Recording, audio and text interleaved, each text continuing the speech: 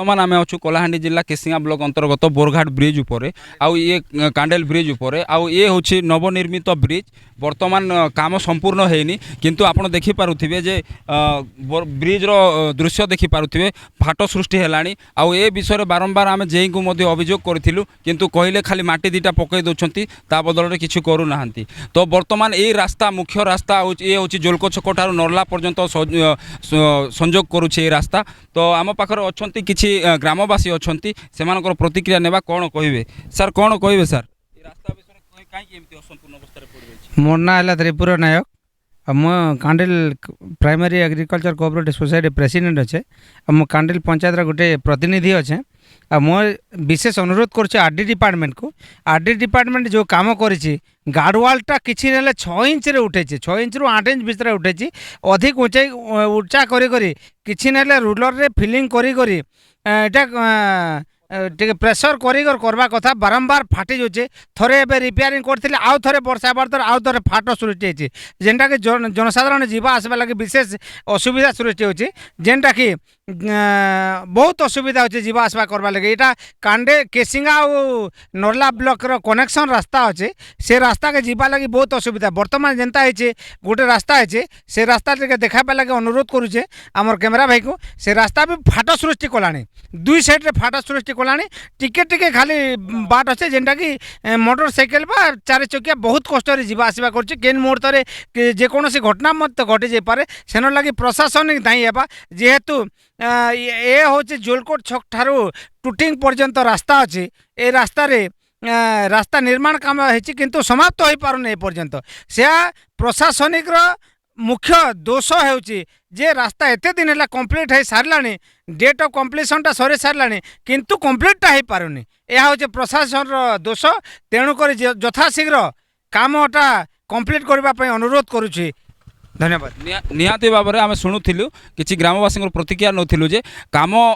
Complete रो date सरी सारा किंतु वर्तमान पर्यंत काम कंप्लीट है तो एथिरे आपण देखो ये रास्ता देकी पाखापाखि कम से कम केसिंगा जोलको छक ठारू नरला ब्लॉक पर्यंत पाखापाखि 7टा 8टा ग्राम पंचायत लोक जीवा आसवा कर छोट छोट छुआ मैंने स्कूल जीवा आसवा करुँच आउ जदि देखा आम जदि ए पटरू जदि आसब गोटे गाड़ी जदि ए पटरू जदि गोटे गाड़ी आसब बोले आपण ये एक्सीडेंटल होबार संभावना अच्छी आउ शुणा मिलूँ ये किसी मास आगु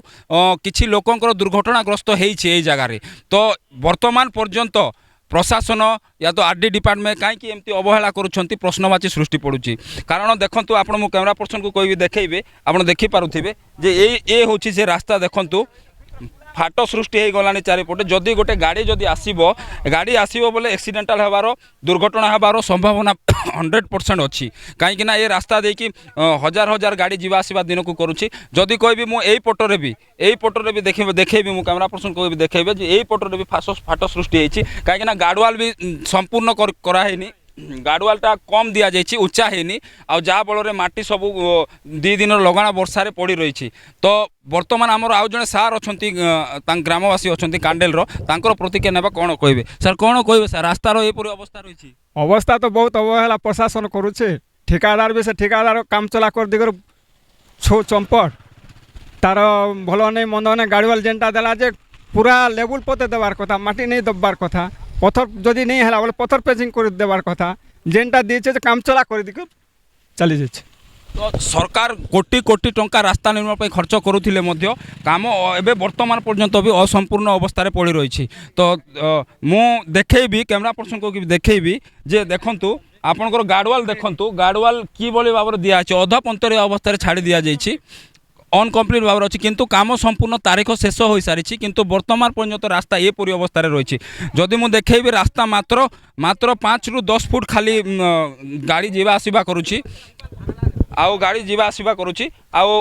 बाकी सब एमती ये अवस्था पड़ी रही तो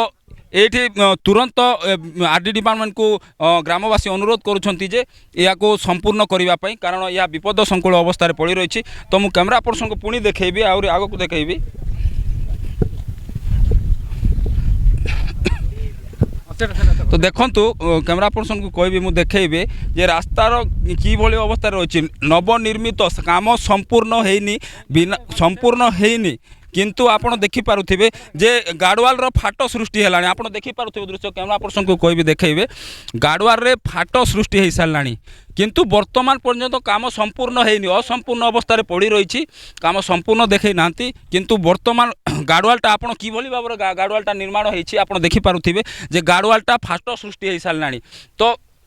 এইটা কি প্রকার কাম হয়েছে আপনার দেখিপারে। তো মোর কইবার যে গ্রামবাসী মানকর এই অভিযোগ হচ্ছে যে এই রাস্তা দিয়ে হাজার হাজার লোক যা আসা করছেন, যেহেতু আউ রাতে বি 10টা 11টা 12টা 1টা পর্যন্ত সবুলে লোক যা আসা করছেন, 24 ঘন্টা যা আসা করছেন। তো তুরন্ত এই রাস্তাকে সম্পূর্ণ করা সে আবেদন রয়েছে। কলাহান্ডি কেসিঙ্গারু মনোজ পণক রিপোর্ট, MBC TV।